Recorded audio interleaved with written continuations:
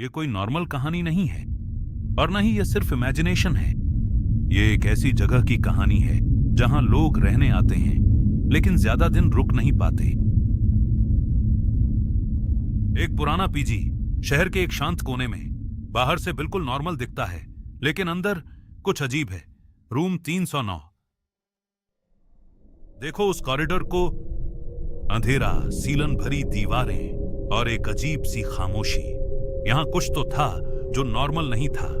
और ऊपर रूम 309 का वो बंद दरवाजा।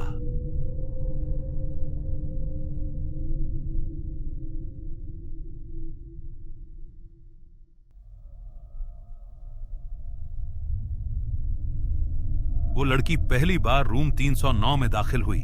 उसने सोचा रूम तो नॉर्मल लग रहा है लेकिन कुछ था जो नॉर्मल नहीं था। वो कमरा बिल्कुल साधारण लगता था। एक पुरानी चारपाई, एक गंदा आईना, ऊपर छत पर लटकता बंद पंखा। लेकिन उस आईने में वो अपना चेहरा देखती है और उसे लगा आईना ठीक से दिखा नहीं रहा। उसने सोचा शायद रोशनी कम है, लेकिन अंदर से एक अजीब सी सनसनाहट हो रही थी, जैसे कोई सांस ले रहा हो। कमरे में वो अकेली थी। वो वहां रहने लगी। दिन में सब ठीक लगता, लेकिन रात होते ही कमरे की हवा बदल जाती। उसे लगता कोई है जो उसे देख रहा है, लेकिन जब वो मुड़ती कोई नहीं होता। दूसरी रात, तीसरी रात, हर रात वही सिलसिला। उसे नींद नहीं आती थी। आंखें खुलती तो लगता कमरे में कुछ बदल गया है, जैसे कोई चीज अपनी जगह से हिल गई हो। पहली रात सब ठीक लगा, लेकिन फिर धीरे धीरे वो पंखा चलने लगा अपने आप, और लाइट्स कभी जलती कभी बुझती। वो डोर खोलती, कॉरिडोर देखती, सन्नाटा, कोई नहीं। वापस आती है कमरे में, दरवाजा बंद करती है, लेकिन अंदर से वो आवाज फिर सुनती है, इस बार और करीब। उसने कमरे की हर चीज जांची, बिस्तर के नीचे, अलमारी के पीछे, हर कोना। कुछ नहीं मिला, लेकिन उसे पता था कि वो जो है वो दिखता नहीं।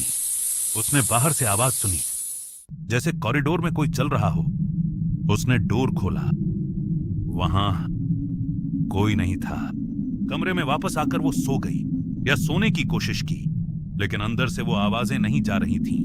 वो आवाजें और तेज हो रही थीं। उसने आंखें खोली। रूम अंधेरे में डूबा था, लेकिन उस आईने में एक चीज झलकी।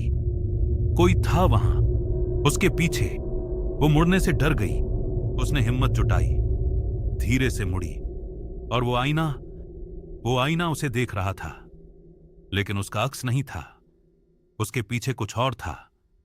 और फिर उसकी नजर पड़ी उस आईने पर। उसके पीछे एक साया था, धीरे धीरे उभरता हुआ। वो चीखना चाहती थी, लेकिन आवाज नहीं निकली। वो वहीं खड़ी रही, हिल नहीं सकती थी, सांस नहीं ले सकती थी। वो साया उसकी तरफ बढ़ रहा था, धीरे धीरे, बिना आवाज के। उसने आंखें बंद कीं, पर वो आवाज, वो सांसें कमरे में गूंज रही थीं, जैसे कोई उसके बिल्कुल पास आ गया हो। रात के 2:13। क्लॉक की सुइयां रुक गईं। कमरे में बैठी वो फिगर धीरे धीरे गायब हो गई।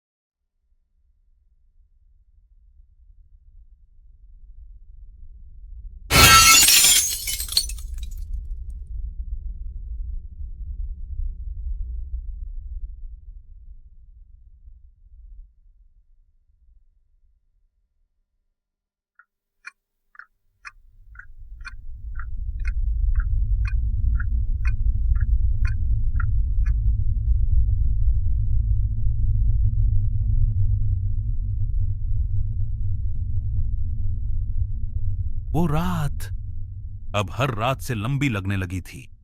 वो फिगर कमरे में बैठी रहती, हिलती नहीं, बोलती नहीं, बस देखती रहती। उस लड़की ने समझ लिया था ये कोई इंसान नहीं था। और फिर धीरे धीरे वो फिगर गायब होने लगी, जैसे कोई उसे अंधेरे में खींच रहा हो।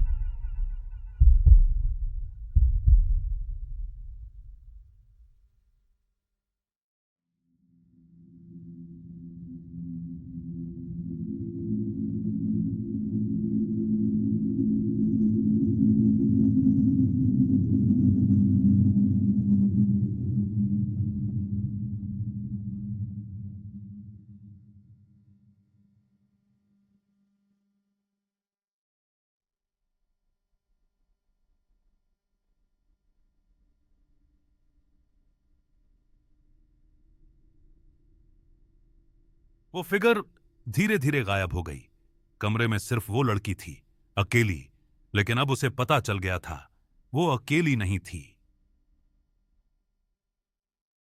उसने वो रात किसी तरह गुजारी, आंखें बंद करके, सांस रोके, सुबह होने का इंतजार किया। लेकिन सुबह कभी नहीं आई। सुबह जब लोग आए, कमरा खाली था, बिस्तर बना हुआ था, बस एक बैग था। वो गायब थी। रूम 309 आज भी खाली है और रात को वो पंखा अभी भी चलता है।